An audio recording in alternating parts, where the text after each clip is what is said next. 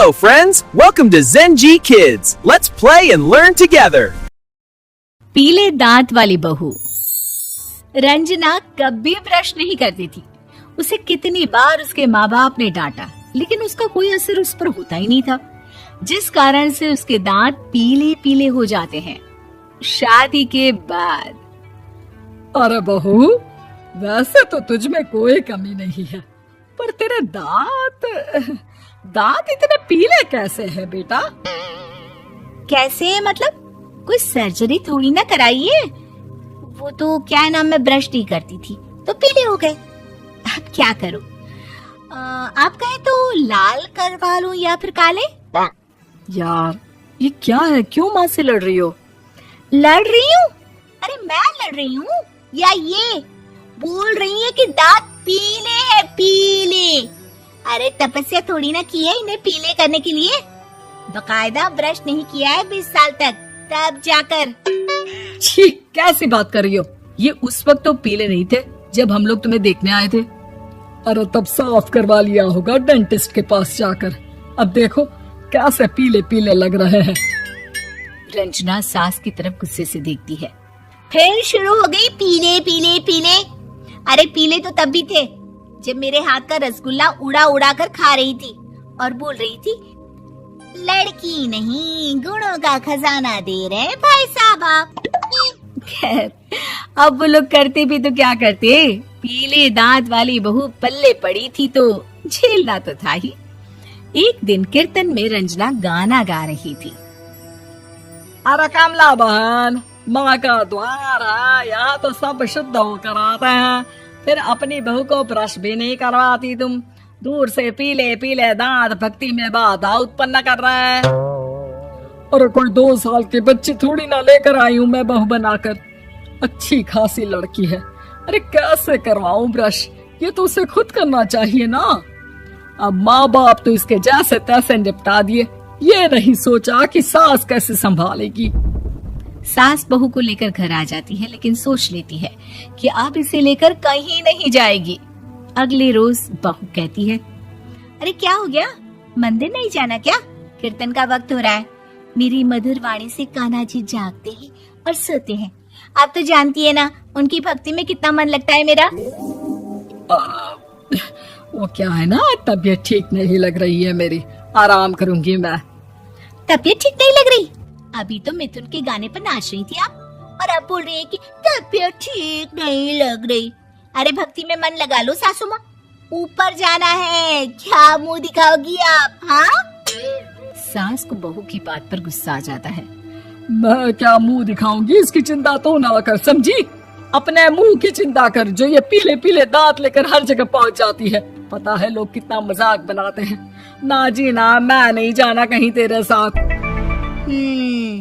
तो ये बात है। कोई ना, मत जाओ, मैं अपने कमरे में ही बैठकर भक्ति कर लूंगी। ऊपर वाला दांत थोड़ी ना देखता है, मन देखता है, भावना देखता है। और अरे बस बस, तू सब कुछ दिखा, बस ये सफेद चमकदार दांत ना दिखाना किसी को, है? जा यहाँ से। बहू को सास की बात का कोई फर्क नहीं पड़ता, वो तो जैसी थी वैसी ही रह जाती है। सुबह नहाकर किचन में खाना बनाना, फिर खाना खाना, कीर्तन भजन करना और सो जाना। एक दिन, माँ जी मैं सहेली के घर जा रही हूँ, शाम को लेट आऊंगी।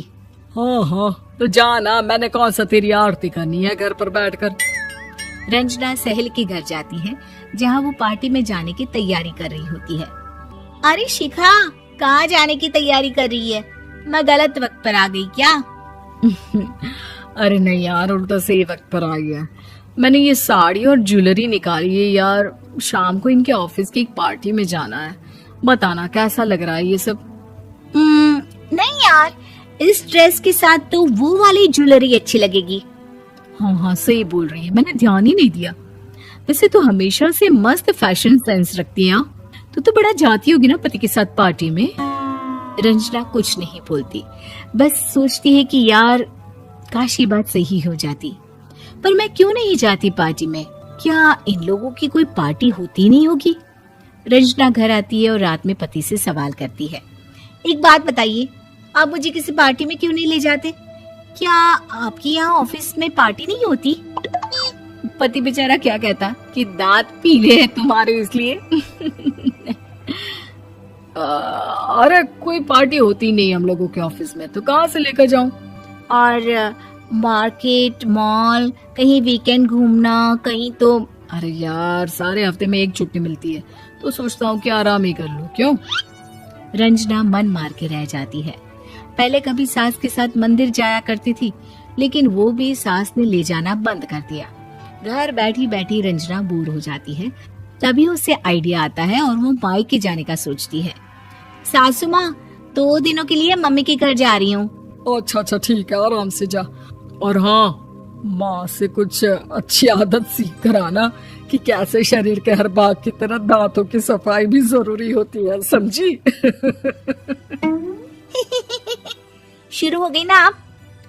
वो लोग आपकी तरह नहीं है कि छोटी छोटी बात का बतंगड़ बना दे।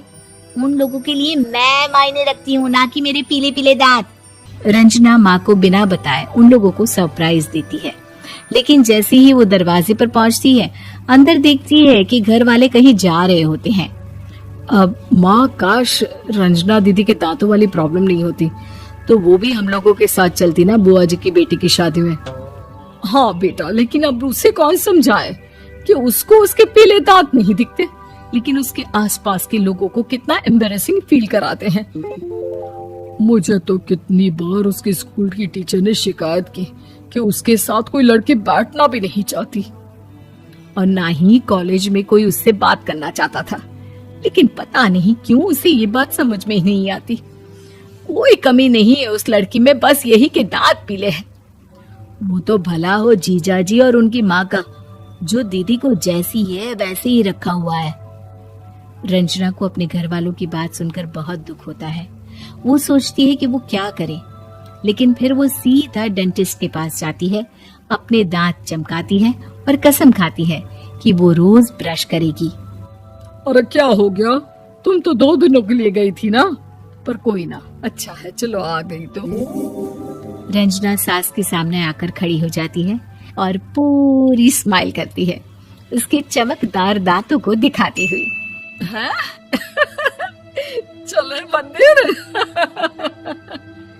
माँ, मुझे माफ कर दीजिए, मैंने आप लोगों को बहुत एम्बैरेसिंग फील करवाया। मैं आज से रोज ब्रश करूंगी।